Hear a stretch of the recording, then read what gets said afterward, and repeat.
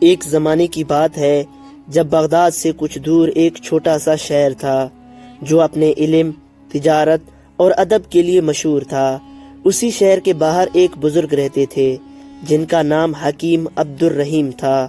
عبد الرحیم کوئی عام بندہ نہیں تھا، وہ علم، تجربے اور حکمت کا سمندر تھے۔ لوگوں کے مسئلے حل کرنا، مظلوموں کی مدد کرنا، چھوٹوں اور بڑوں کو نصیحت دینا ان کا معمول تھا۔ عبد الرحیم کے دو بیٹے تھے، سلیم اور ناصر۔ دونوں جوان، صحت مند اور سمجھدار تھے، مگر ان کے مزاج اور سوچ میں زمین آسمان کا فرق تھا۔ سلیم بڑا بیٹا نہایت ذمہ دار، محنتی اور باپ کی ہر بات ماننے والا۔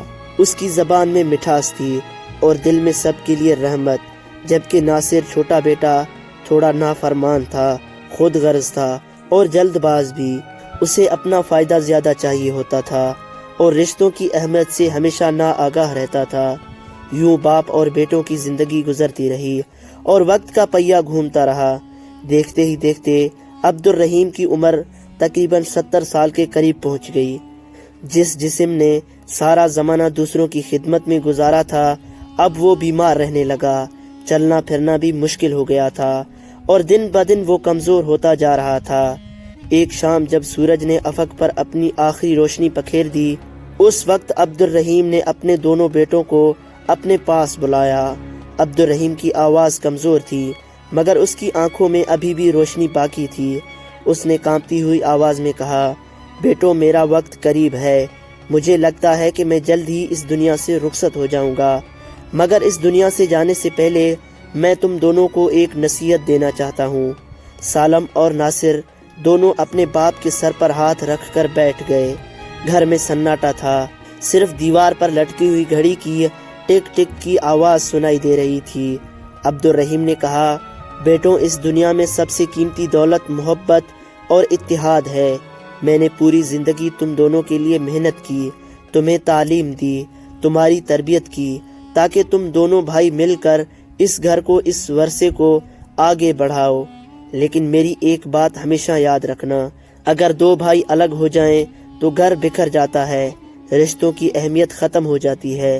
پھر اس نے ایک پرانا لکڑی کا ڈبہ نکالا جو ہمیشہ ان کے تخت کے نیچے رکھا ہوتا تھا۔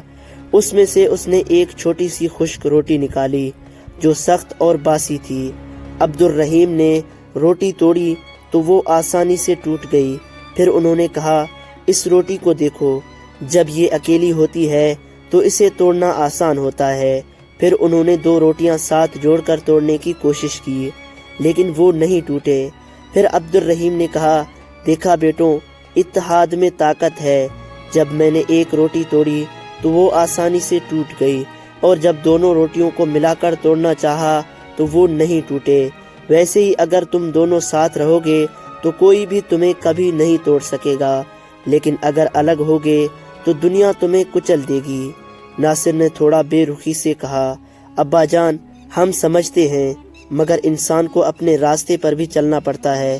عبد الرحیم نے اس کی آنکھوں میں دیکھا اور کہا، بیٹا، راستہ تبھی کامیاب ہوتا ہے جب وہ اخلاق اور اتحاد سے گزرتا ہو۔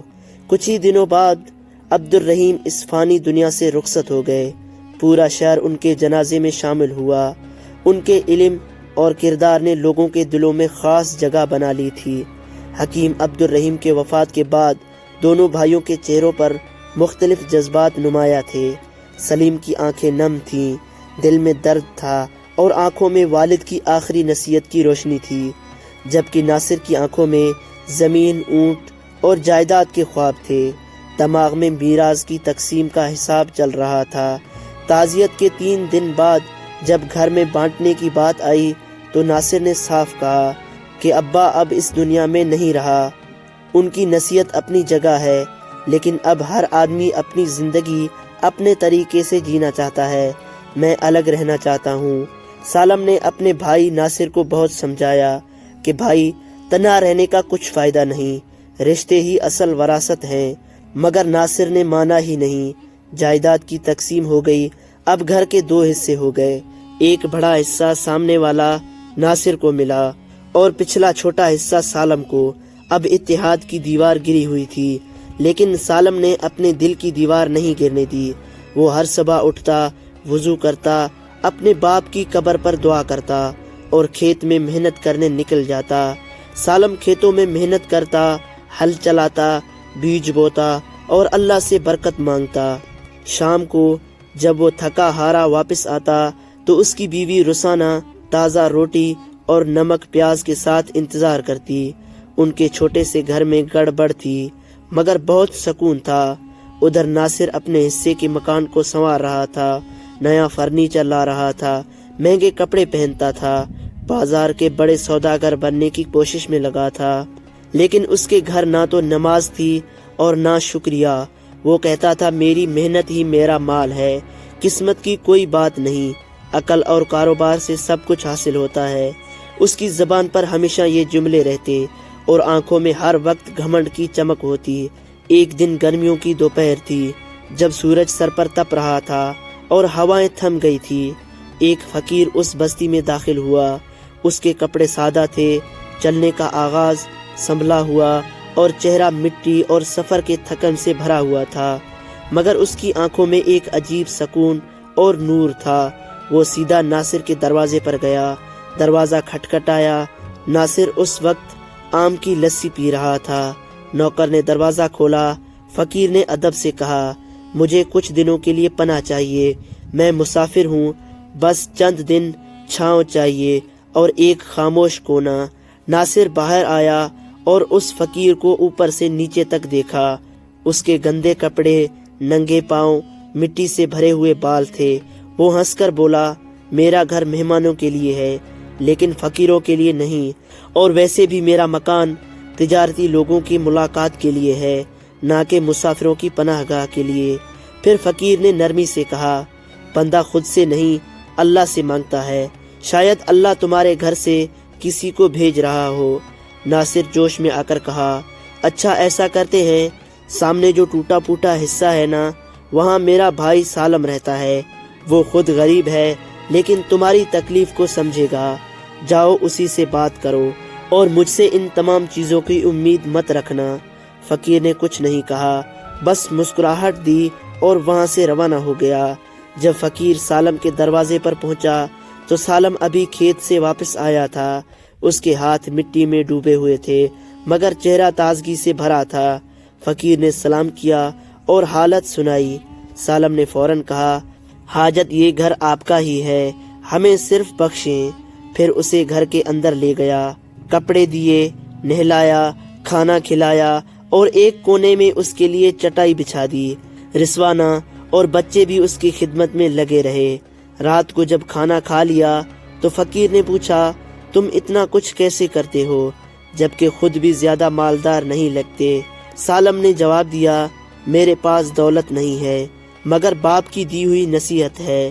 میرے والد ہمیشہ یہی کہا کرتے تھے کہ کسی کو مایوس اپنے دروازے سے مت بھجواؤ اور اللہ سے ہر چیز کی امید رکھو کیونکہ اللہ ہر چیز پر قادر ہے۔ سلیم کی یہ باتیں سن کر فقیر مسکرا کر بولا بس اب تیرا امتحان مکمل ہو چکا ہے، اب دیکھ اللہ کیسے تیری قسمت بدلتا ہے۔ اگلے ہی ہفتے شہر کا وہی زمیندار جس کی زمین سالم جوتا کرتا تھا خود اس کے پاس آیا اور بولا میں نے تیری طرح وفادار، سچا اور محنتی آدمی نہیں دیکھا، میں اپنی ساری زمین تجھے آدھے حصے پر دینا چاہتا ہوں، آدھا منافع تیرا ہوگا اور آدھا میرا ہوگا۔ زمیندار کی یہ باتیں سن کر سالم کی آنکھوں میں آنسو آ گئے۔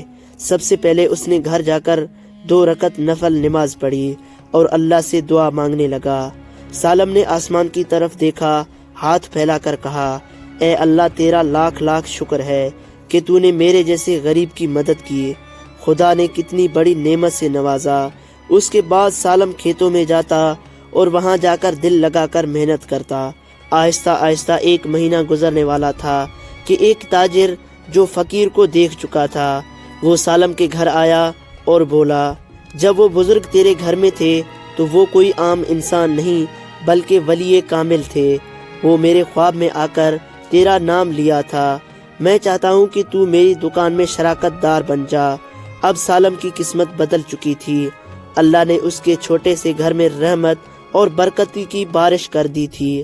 دوسری طرف ناصر کا کاروبار آہستہ آہستہ گرتا جا رہا تھا۔ اس کے ساتھ ہی دھوکہ دینے لگا، گاہک کم ہونے لگے اور جو گھر کبھی روشنی سے بھرا ہوا تھا اب اندھیرے میں ڈوبنے لگا۔ چند ہی مہینوں میں ناصر کا کاروبار تباہی کے قریب پہنچ گیا۔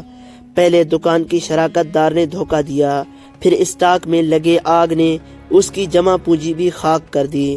نوکر چاکر جو کبھی اس کے دربار کی زینت تھی اب روز کوئی نہ کوئی کنارہ کر رہا تھا۔ اس کی نظر سے وہ تیزی سے غائب ہو چکے تھے اور زبان پر وہ گھمنڈ اب کانپتی ہوئی آواز میں بن چکا تھا۔ شہر کے ایک تاجر کی مجلس میں ناصر پہنچا تو کسی نے کان میں کہا، یہ وہی ہے جس نے فقیر کو گھر سے بھگا کر بھائی کے پاس بھیج دیا تھا۔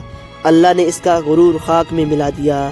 یہ سن کر وہ اٹھا اور خاموشی سے گھر لوٹ آیا۔ اسی رات اسے خواب میں ایک منظر دکھائی دیا۔ ایک سنسان راستہ تھا اور اس کے والد حکیم عبد الرحیم اس کے سامنے کھڑے تھے۔ وہ کہتے ہیں، بیٹا میں نے تمہیں کہا تھا جب رشتہ ٹوٹتا ہے تو برکت بھی ساتھ چھوڑ دیتی ہے۔ تمہارے بھائی نے رشتہ نبھایا، اللہ نے اسے سر فخر کیا، اور تم نے رشتہ توڑا تو اللہ نے تمہیں برباد کر دیا۔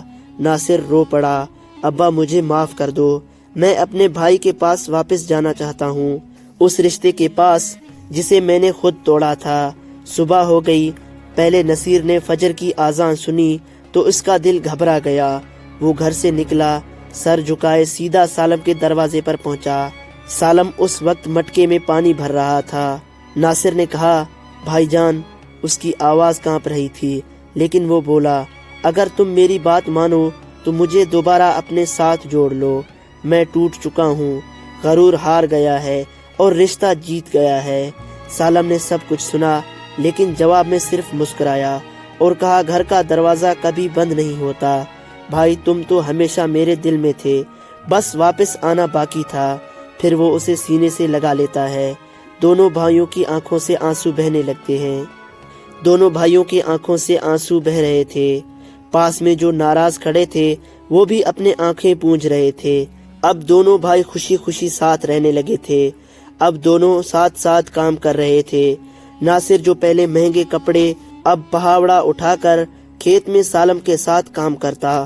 وہ کہتا، بھائی یہی مٹی تھی جس نے ہمیں ایک دوسرے سے جدا کر دیا تھا، اب یہی ہمیں پھر سے جوڑ رہی ہے۔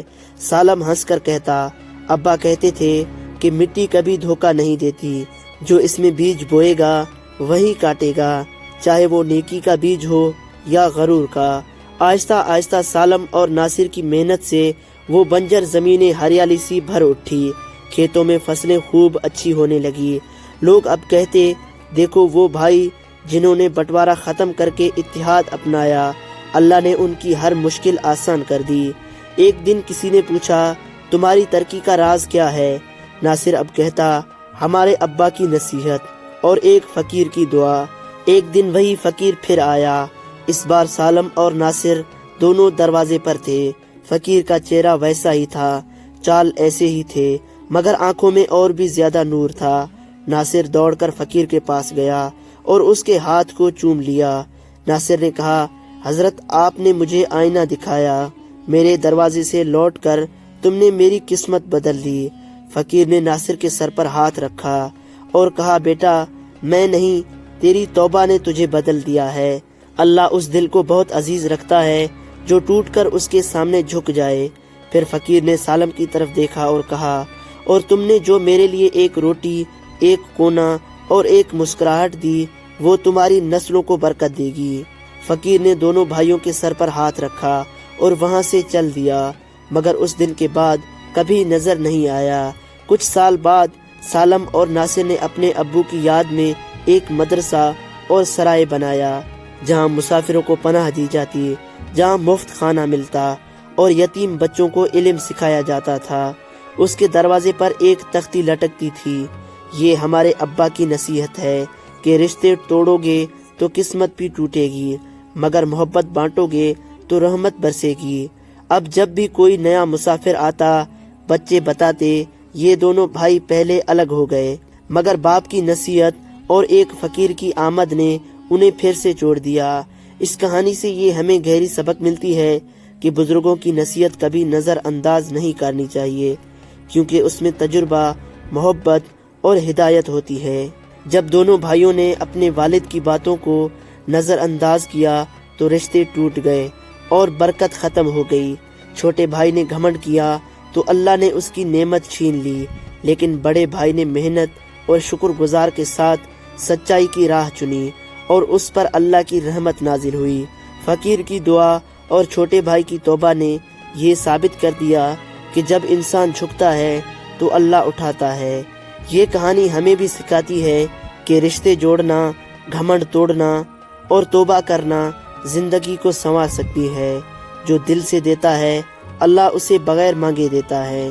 اگر آپ لوگوں کو ہماری یہ کہانی پسند آئی ہو تو ویڈیو کو لائک کریں، شیئر کریں اور کمنٹس میں ضرور بتائیں کہ آپ کو یہ کہانی کیسی لگی، کیونکہ آپ کی رائے ہمارے لیے بہت اہم ہے۔